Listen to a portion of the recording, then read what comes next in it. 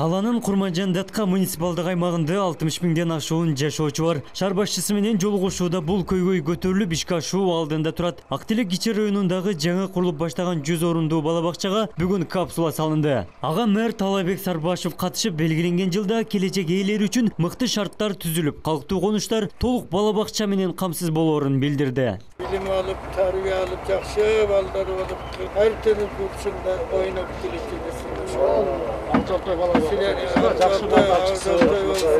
Ballar jakşı tarbiye alsın,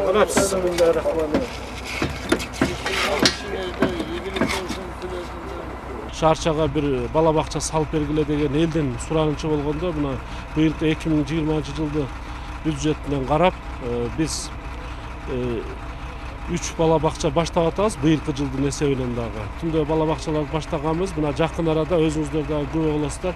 2 bala bakçаны мына жакын арада ачып элге тапшырып атабыз да. Балдарыбыз ушу мектепке чейин ушу жакшы билим алыш керек. Биз мамлекет тарабынан да буларга болгон шарттар түзүлүп атат.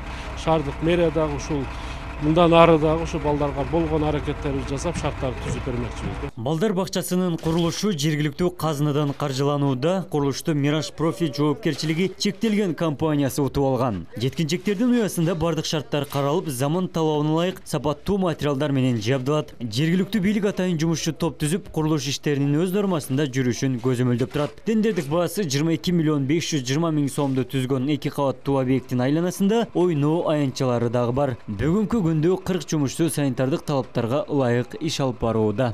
İçinde бардык эмеректери камтылган, кровать, бардык нерсеси, ушу шарттардын бардыгы каралган. Içinde ажатканасы каралган, суулар каралган, канализациялар каралган, сыртта ойноочу балдар, ойноочу беседкалар каралган. Биз азыр өзүңүздөр көп болгондо Талайбек Насырбекович сапат жагына өтө көңүл буруп атат. Биз өзүбүз дагы ошо сапат жагына көңүл бөлүп атабыз азыркы учурда. Бул ичиндеги жыгачтар, арматуралар Россиядан келиш керек. Биз заказ кылып койгонбуз. Буйруса ушу границалар ачылып калса келиш керек ошол жактан. Жашарым мен 96-жылдан бери жашайм. Бу жерде бала бакча жок болгон. Бир гана мына жерде бала бакча барла азыраак гана. Ошондого балдарды барып батпай, көбөйүп анан менчик болуп кетти. Ар бир үйдө болуп койгонлор эми баякы Союздун карамагында болгондор жакшы болот экен өкмөттүн эмесинде. Ал частныйлар кандай воспитательныйлары тууру келбейт экен.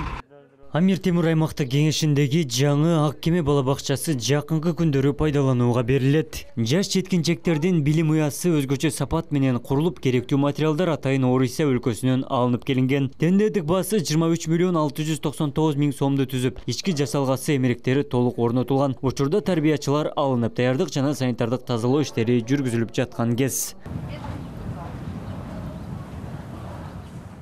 Аталган аймакта калк жашай кашып 6 миңден ашуун үй бүлө бар. Мындан оң бала бакча муктаждыгы жаралып турат. Электрондук кезек менен балдар кабыл алынууда, ал эми медициналык каражаттар толук орнотулуп, санэпид борбору уруксат бергенде гана жеткинчектерге эшигин ачат. Электрондук кезекте турган балдар өтө көп. Ушул Амир Темир аймагындагы айрыкча ушул 118-чи көчө массив калелин деп коет экен. Массив калелине де баланын саны өтө көптүгүнө байланыштуу бизде азыркы күндө 300дөн ашка бала очередте турат. Бет кап берет, атайын санитайзерлар берди, антисептиктер берди, бет каптар берди запасы менен бизге. Дагы атайын тряпкалар салыныш үчүн, балдар үчүн, ата-энелер үчүн ошондойлор бардыгыны биздиги гаронуу камсыз кылып берип атат. Ош шаарында 41 мамлекеттик, 29 жеке менчик бала бакча бар. Бирок бала бакча муктаждыгы 44% гана аткарылган. Быйылкы жылы жергиликтүү бюджеттин көпчүлүк бөлүгү социалдык объектилердин курулушуна жана оңдоп түзөө иштерине жумшалууда. Абдумалик Базарбаев, Элман Акбаев, Ош ТВ жаңылыктар.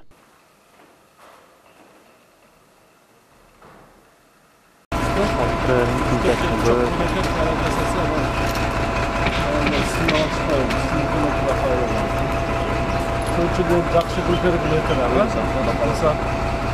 Канча убакытта Ноябрь деп турабыз буюрса. Суукка калтырбай ачып берилген болот.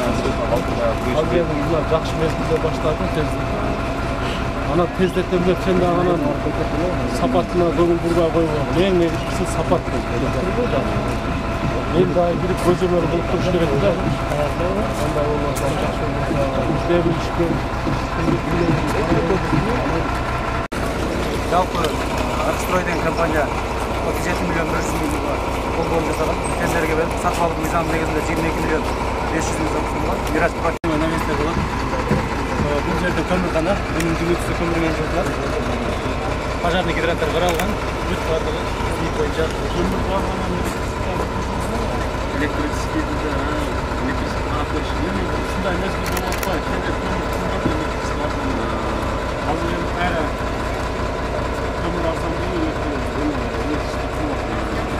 Мәселе барлық мектептерде көмірден электрический өткізгенбіз. Қазір біздің Молдерге 3,5 метрдей қалдық. Болсақ та болар. Келіңіздер. 10 минут болды.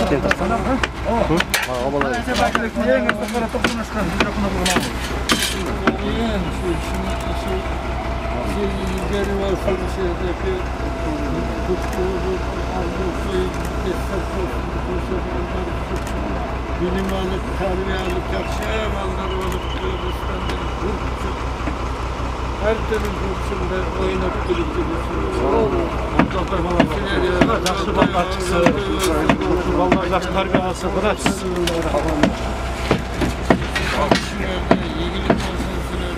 Mana sen dağı peşinden asılıp kalın kötürülüp orada loşka gelip bana hizmet kılıp atarsın elge yurtga. El daim jakşı günü maktab atar. Ananday kılıp atar, ananday kılıp atar. Şu jakşı olarsın eldin ozunda ol, el menen bol, yurt menen bol. Peşinden asılıp kalın kötürülüp kızır koldap жүрсün, Allah koldap jölöp жүрsün, işinde hilger olsun. Memleketimiz Орускадан алыс болайын.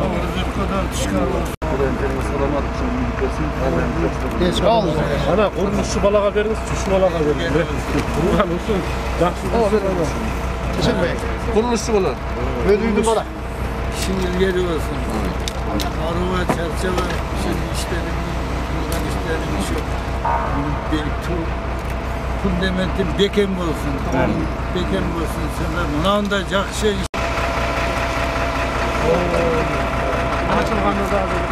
Өзүңүздөргө белгилүү болгондой 2020-жылда Улуттук президентибиз өлкөнү санатташтыруу жана балдарды коргоо жолу деп жаңы кабыл алып, ушул жаңылыктын алкагында биз дагы Ош шаардык мэриясы иш-чара түзүп, ушул келечек ээлерине балдарга ушул жакшы шарттарды түзүп берели, мектепке чейинки ушул бала бакчаларды салып берели деп шаардык мэриядан ушул 1 жылдын ичинде 5 бала бакчаны баштадык. Буга чейин шаарда балдардын бала бакча менен камсыз болушу 44% болгон. Биз ушул балдардын бала бакча менен камсыз болушундагы көбөйтөлүп деп шаардык мэрия өзүнүн программада кабыл алганбыз да. Кудай буюрса, бүгүн дагы ушу чоң Актилек шаарчасында дагы буга чейин бала бакча болгон эмес экен. Бизде элдик жыйында аксакалдар барып ушул шаарчага bir bala бакча салып белгиле деген элден сурамчы болгондо мына 2020-жылдын бюджетинен карап биз 3 бала бакча баштап атабыз быйылкы жылдын эсебинен дагы. Бул Актилек шаарчасында Туран аймак башкармалыгында үчүнчүсү мына Сулайманкөл аймак башкармалыгында. Буга чейин дагы өзүңүздөргө белгилүү болгондой Ahmet Timur аймактык башкармалыгында, Курманжандатка аймактык башкармалыгында дагы Жапалак айыл өкмөтүндө бала бакчаларды баштаганбыз. Мына жакын арада өзүбүздөр дагы күн болсо 2 бала бакчаны жакын арада ачып элге тапшырып атабыз да. Эң негизгиси ушул биздин балдарыбыз мектепке чейин жакшы билим алыш керек. Биз мамлекет тарабынан да буларга болгон шарттар түзүлүп атат. Шаардык мэрия дагы ушул мындан ары да ушул балдарга болгон аракеттерди жасап шарттар түзүп